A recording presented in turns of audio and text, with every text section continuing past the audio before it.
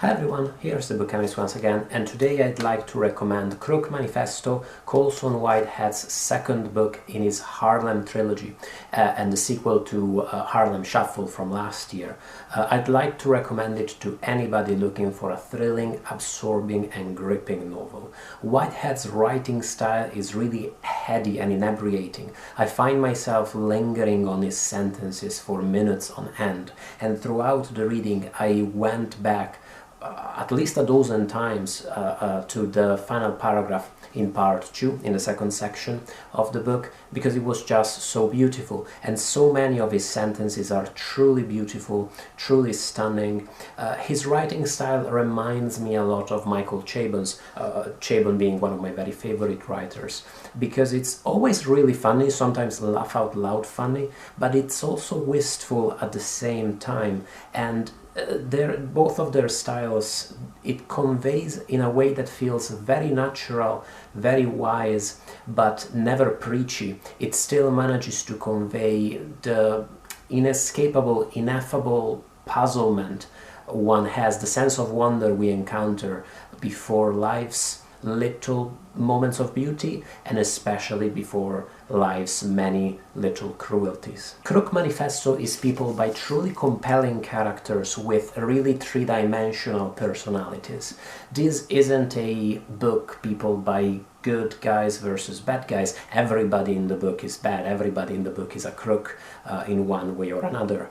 And the book manages to truly it gives you a glimpse at the humanity of even the most monstrous among these characters. As I've said, even the protagonists, even the people you root for, are crooked in one way or another. And even while you might not condone their actions, even while you might not necessarily like these people too much, you always understand what brought them to their predicament, the reasons why they act the way they do. Some of these characters are truly captivating. Pepper in particular I find an especially lovable character, almost irresistible. But the book is also good at reminding you in several key moments about the type of activities that these guys make a living from and the kind of people they are. Human beings, and commendable human beings in some ways, but certainly not heroes, and certainly not vaudeville heroes who have no dark sides. Crook Manifesto is also a surprisingly good book about obsessiveness and about similar types of mental patterns and mental conditions. The character of Zippo in particular, who's central to the second part of the book, is a truly brilliant character, and Whitehead really manages to get you into the mind of a pyromaniac and highlights how the thought patterns and the obsession with fire that this character has to live with, the way in which they accompany him, the way in which they shape their personality, and the way other people relate to them. It's a beautiful package and a beautiful presentation of a truly surprising and captivating and really tragic character. Crook Manifesto is a very deceptive book because it reads like light entertainment. It flows really fast unless, like me, you find yourself stuck on each sentence just wondering at how beautiful and funny and marvelous it is. That said, it does flow really fast. Its plot is compelling, its characters are, as I mentioned, really captivating. But at the same time, while it reads like light entertainment, it actually has lots to say about truly meaningful and truly important topics. In particular, it has lots to say about life in the city, with its compromises and its many little tragedies, especially for people who belong to oppressed and disadvantaged minorities. Is the world of crime described in the novel, both the world of the petty hustlers just trying to make a living in more or less dishonest ways, and the world of big mobster groups and the government taking advantage of opportunities as they come along, preying on the weak. Both of these worlds, are they a problem perpetrated by evil or misguided people, or are they a structural fact? Are they just what happens whenever people come together in the way our societies are shaped.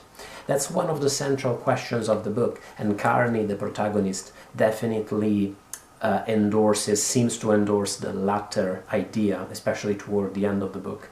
But it's also hard to gauge whether he believes that crookedness is just a fact of life, because he's trying to justify his own actions and his own activities, and these mildly Macbethian overtones that are driving him deeper and deeper into the world of crime, searching after vengeance, searching after compensation for his wrongs, and getting deeper into this world that he'd thought he'd escaped. There's definitely a sense in Crook Manifesto that Carney's activities are catching up with him, and I am really looking forward to reading the third novel in the Harlem trilogy, not just because of the obvious reason that I want to discover what happens and how it all ends, but because with these types of criminal narratives, I'm thinking of Macbeth, I'm thinking even of Breaking Bad, the ending in some ways provides a commentary on the entire plot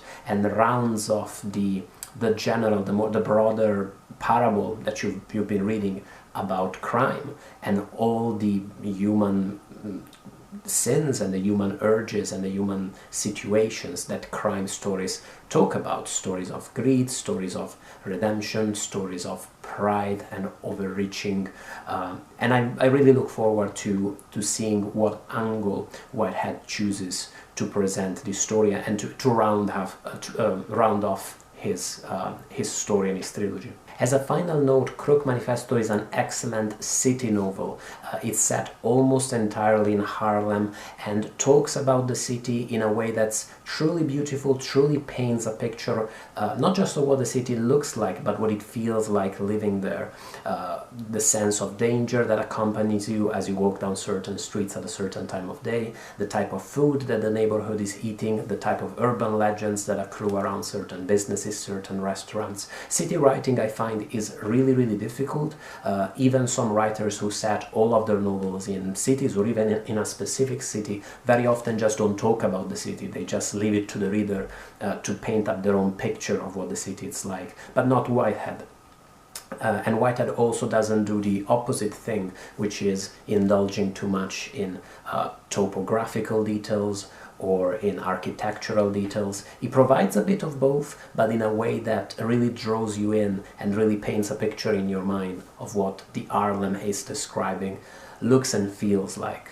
I really admired Crook Manifesto. I read it in a couple of days because it was so captivating. If you missed Harlem Shuffle last year, this is a great chance to get Harlem Shuffle first and then read Crook Manifesto, and you're in for a couple of awesome novels.